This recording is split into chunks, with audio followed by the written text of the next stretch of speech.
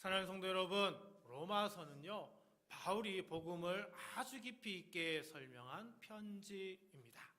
사람이 왜 죄 아래 살아가는지, 하나님께서 예수 그리스도를 통해 어떻게 구원의 길을 여셨는지, 그리고 믿는 사람이 어떤 은혜 안에 살아가게 되는지를 차근차근 알려줍니다. 특별히 로마서 8장은요, 많은 성도가 사랑하는 장입니다. 근데 로마서 8장의 이 밝은 빛을 제대로 보려면은 먼저 로마서 7장의 답답한 현실을 지나와야 합니다. 로마서 7장에서 바울은 사람 안에 있는 깊은 갈등을 보여줍니다. 하나님의 뜻이 옳다는 것은 아는데 그대로 살지 못합니다. 선한 길을 가고 싶은데 자꾸 다른 길로 흔들립니다. 마음으로는 하나님을 기뻐하고 싶은데 현실 속에서는 죄가 자꾸 자기를 붙드는 것처럼 느껴집니다. 그래서 마지막에 바울이 뭐라고 얘기하느냐? 오호라, 나는 공고한 사람이로다. 이렇게 탄식합니다. 여러분, 우리도 그렇습니다. 말씀대로 살아야 한다는 것을 아는데 마음이 따라가지 않을 때가 있습니다. 기도해야 하는 줄 알지만 자꾸 다른 생각에 붙들릴 때가 있습니다. 믿음으로 살고 싶은데 걱정과 두려움이 먼저 올라올 때도 있습니다. 그래서 신앙생활을 오래 한 사람도, 믿은 지 얼마 되지 않은 사람도 자기 안에 연약함 때문에 답답해할 때가 있습니다. 바로 그 자리에서 로마서 8장이 시작됩니다. 바울은 더 이상 사람의 연약함만 보게 하지 않습니다. 그리스도 예수 안에 있는 자에게는 결코 정죄함이 없노라 선포하죠. 그리고 죄와 사망에 붙들린 사람을 하나님께서 어떻게 건져내시는지를 말씀합니다. 그 중심에 바로 성령님의 사역이 있습니다. 오늘 우리가 읽은 로마서 8장 6절부터 11절은 그 흐름 속에 있죠. 이 말씀은요, 단지 어려운 교리를 설명하려는 말씀이 아닙니다. 죄와 싸우며 살아가는 사람, 자기 연약함을 아는 사람, 몸도 마음도 흔들릴 때가 있는 사람에게 주시는 복음의 말씀입니다. 내 힘으로는 길이 막히지만 하나님께서 주시는 은혜 안에는 새로운 길이 있다는 것을 보여주는 말씀입니다. 그러므로 오늘 우리는 이 본문을 통해서 연약한 우리를 하나님께서 어떻게 붙드시는지를 보아야 합니다. 그리고 그 은혜가 잠깐의 위로로 끝나는 것이 아니라 오늘 우리의 삶을 어떻게 붙들어 주는지도 함께 살피고자 합니다. 첫 번째로 바울은 오늘 우리에게 아주 중요한 질문을 하나 던집니다. 지금 너의 마음은 어디를 향하고 있느냐? 여러분, 이 질문에 대하여 바울은 먼저 6절로 이렇게 말씀합니다. 육신의 생각은 사망이요 영의 생각은 생명과 평안이니라. 여기에 생각이라는 단어가 2번 나오죠. 헬라어로 이 단어는 프로네마라고 발음을 합니다. 이 말은 단순히 머릿속에 스쳐 지나가는 생각 하나를 뜻하는 게 아닙니다. 마음의 방향, 삶의 기울어짐, 중심이 어디를 향하고 있는가를 뜻하죠. 그러니까 바울은 지금 이렇게 묻고 있는 겁니다. 너의 삶은 지금 어느 방향으로 기울어져 있느냐? 너의 중심은 하나님께로 향하고 있느냐? 아니면 자기 자신에게로 향하고 있느냐라고 하는 거죠. 바울은 여기에서 아주 분명하게 말합니다. 육신의 생각은 사망이요 영의 생각은 생명과 평안이니라. 여기 육신이라고 하는 단어가 나옵니다. 사르크스라고 하는 단어인데요, 이 말은 단순히 몸을 뜻하는 말이 아닙니다. 하나님 없이 살려는 인간의 본성, 자기 중심적인 죄의 방향, 내 뜻이 주인이 된 상태를 말하는 것입니다. 그러므로 육신의 생각이란 단지 세상 걱정을 많이 한다는 뜻이 아닙니다. 내 삶의 중심에 하나님보다 내가 더 크게 앉아 있는 상태입니다. 하나님의 뜻보다 내 계산이 먼저 움직이는 상태입니다. 순종보다 손해와 이익을 먼저 따지는 상태입니다. 겉으로는 조용하고 점잖아 보여도 중심이 하나님을 향하지 않으면 그것이 바로 육신의 생각인 것이죠. 그래서 바울은 육신의 생각은 사망이라고 말합니다. 조금 위험하다, 영적으로 약하다, 그 정도로 얘기하지 않습니다. 분명하게 뭐라고요? 사망이라고 선언합니다. 왜 그렇습니까? 하나님을 떠난 생각은 결국 생명의 근원에서 멀어지기 때문입니다. 반대로 영의 생각은 뭐라고요? 생명과 평안이라고 말합니다. 성령님이 주시는 생각은 사람을 눌러앉게 하지 않습니다. 성령님이 주시는 생각은 사람을 하나님께로 데려갑니다. 회개하게 하고요, 돌아오게 하고요, 붙들게 하고요, 다시 기도하게 합니다. 그리고 그 안에 생명과 평안이 있습니다. 형편은 여전히 어려워도, 문제는 그대로 있어도 하나님의 관계가 무너지지 않으니 마음 중심에 버티는 힘이 생기는 것입니다. 7절입니다. 육신의 생각은 하나님과 원수가 되나니 이는 하나님의 법에 굴복하지 아니할 뿐 아니라 할 수도 없음이라. 여러분, 육신의 생각이라고 하는 것은 단지 하나님께 무관심한 정도가 아니라 하나님과 반대 방향에 서 있다는 겁니다. 그래서 하나님의 말씀을 들어도 자꾸 내 뜻으로 돌아갑니다. 맡기라고 하시면 자꾸 붙들고 싶고요, 용서하라고 하시면 따지고 싶고요, 그리고 기다리라고 하시면 우리는 조급해집니다. 이것이 바로 육신의 생각이죠. 성경에서 이 모습이 가장 잘 드러나는 장면 중 하나가 바로 광야의 이스라엘입니다. 이스라엘 백성은 하나님께서 만나를 내려주시고 그리고 구름 기둥과 불 기둥으로 인도하셨음에도 불구하고 조금만 목이 마르면, 길이 안 좋으면 원망으로 기울어졌습니다. 그들의 눈은 늘 하나님보다는 환경을 더 크게 보았습니다. 그래서 입에서는 불평이 나오고 마음은 예전에 살았던 애굽을 그리워했습니다. 반면 갈렙과 여호수아는 같은 광야를 지나면서도 마음의 방향이 달랐습니다. 같은 현실을 보았지만 하나님 약속적으로 마음을 두었죠. 상황은 같았지만 방향이 달랐고, 환경은 같았지만 생각의 중심이 달랐습니다. 한쪽은 원망으로 갔고요, 한쪽은 믿음으로 갔던 겁니다.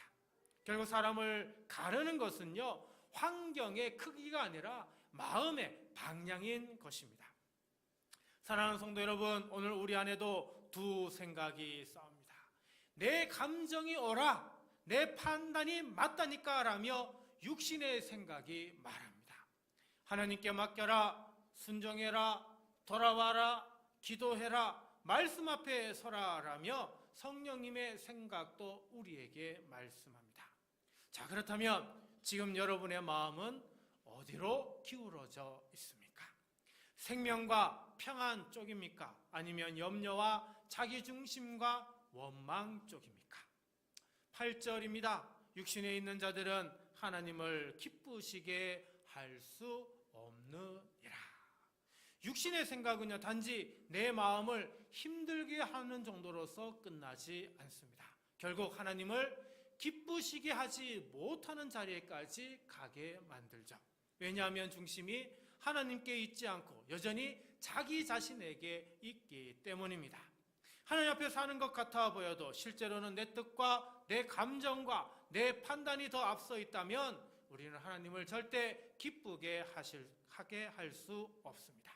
그러므로 성령님의 생각을 따라 산다는 것은 단지 기분 좋은 생각을 하는 것이 아닙니다. 하나님을 기쁘시게 하는 방향으로 살아가는 것이죠. 내 마음의 중심이 하나님께로 돌이켜지고 내 삶의 무게중심이 내 뜻이 아니라 하나님의 뜻 위에 놓이는 것입니다. 그러므로 성령님의 사람은 한 번도 흔들리지 않은 사람이 아닙니다. 성령님의 사람은 흔들려도 다시 하나님께로 돌아오는 사람이죠. 원망이 올라와도 다시 말씀 앞에 서는 사람입니다. 두려움이 밀려와도 다시 기도의 자리에 앉는 사람입니다. 이것이 성령님의 생각을 따라 사는 사람의 모습이죠. 그러므로 우리는 우리 자신을 점검해 보아야 합니다. 지금 내 마음의 방향은 어디로 향하고 있는가? 나는 하나님보다 환경을 더 크게 보고 있지 않는가? 내 생각과 감정이 아니라 하나님의 뜻을 더 앞세우고 있는가? 나는 하나님을 기쁘시게 하는 방향으로 살고 있는가? 이런 질문에 우리 자신을 점검해 보면서 오늘 주님은 오늘 우리에게 분명히 말씀하십니다. 육신의 생각은 사망이다.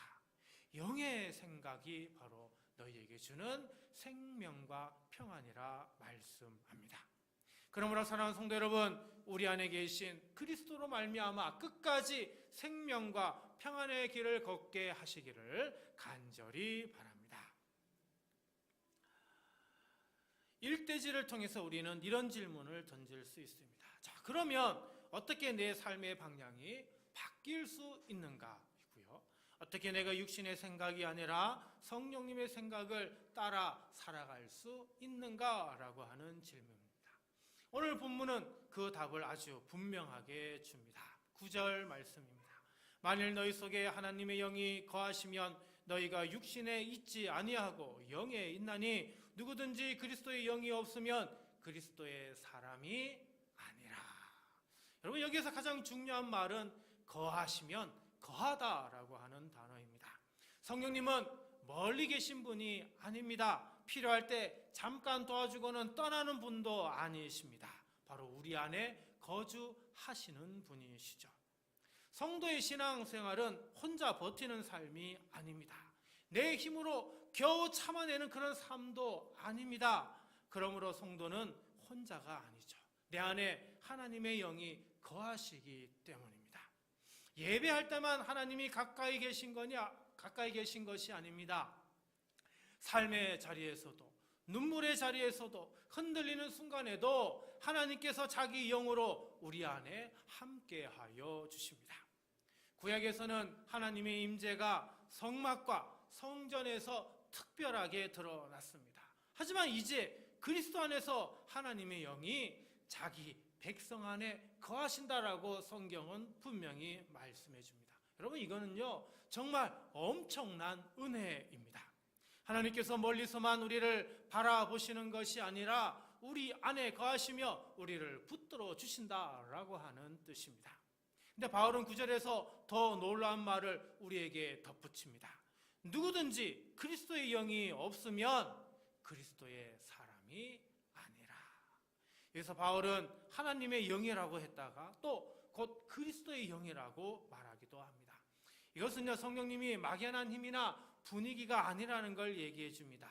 성령님은 우리를 언제나 그리스도께 연결하여 주시는 분이기 때문입니다. 그래서 성령님이 우리 안에 거한다는 것은 곧 우리가 그리스도께 속한 사람이라는 것을 증거하는 거죠.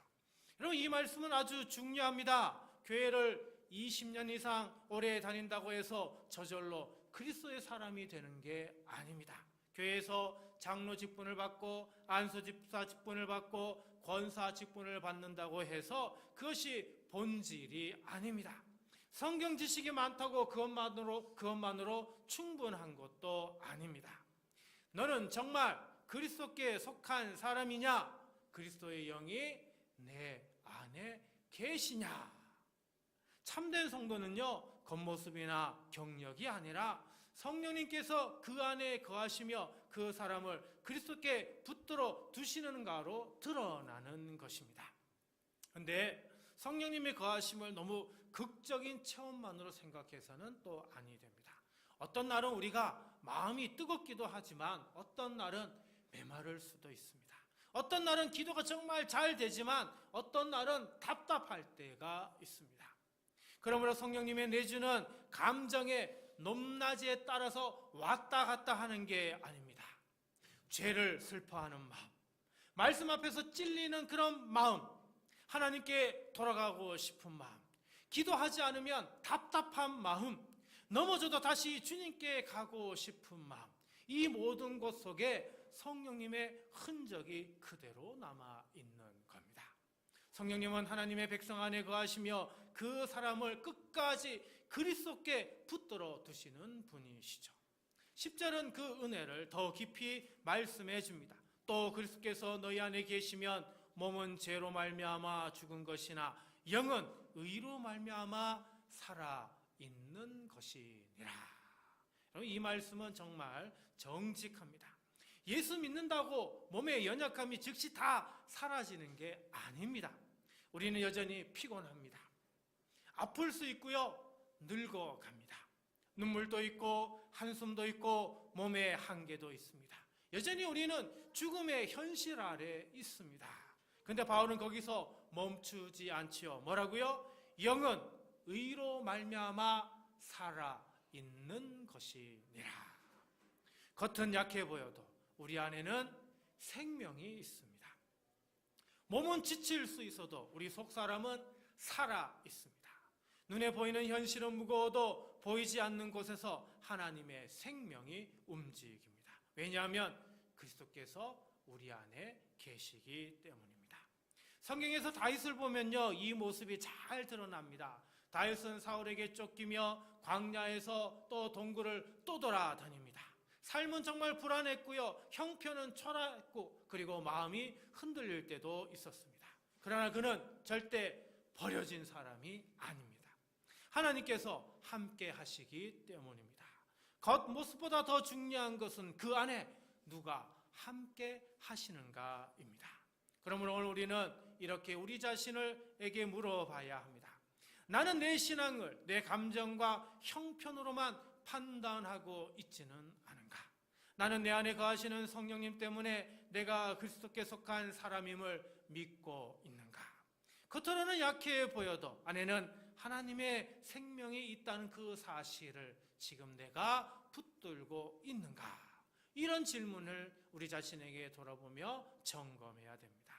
사랑하는 성도 여러분, 하나님의 영이 내 안에 거하시면 나는 그리스도의 사람입니다. 이 확신이 있어야 흔들리는 세상 속에서도 다시 일어설 수 있는 겁니다. 그러므로 이제 형편만 보지 말고 내 안에 거하시는 성령님을 바라보시기 바랍니다. 겉모습만 보지 말고 내 안에 살아 역사하시는 하나님의 생명을 바라보시기 바랍니다. 이 은혜를 붙들고 오늘 또 믿음으로 서시기를 주님의 이름으로 간절히 축복합니다. 이제 바울은요, 마지막으로 아주 큰 소망을 우리 앞에 놓습니다. 우리 11절 말씀을 같이 읽을까요? 예수를 죽은 자 가운데서 살리신 이의 영이 너희 안에 거하시면 그리스도 예수를 죽은 자 가운데서 살리신 이가 너희 안에 거하시는 그의 영으로 말미암아 너희 죽을 몸도 살리시리라. 바울은 성령님을 설명하면서 먼저 우리를 예수님의 부활로 데려갑니다. 여기서 뭐라고요? 예수를 죽은 자 가운데서 살리신 이의 영이라 이렇게 말하고 있습니다.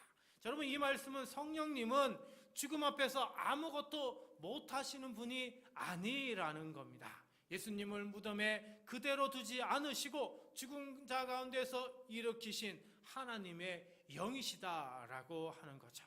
여기에 살리시리라라고 하는 단어가 나오는데요, 단순히 힘을 북돋아 주신다, 마음을 위로해 주신다, 그 정도가 아닙니다. 죽음의 자리에서 생명을 일으키는 하나님의 능력을 의미하는 것이 바로 살리시리라라고 하는 단어입니다. 그리고 바울은 그 성령님이 어디 계신다고 말합니까? 멀리 하늘에만 계시는 것이 아니라 바로 어떻게 해요? 너희 안에 거하신다라고 말합니다. 그렇습니다. 예수님을 살리신 그 성령님이 지금 우리 안에 계십니다.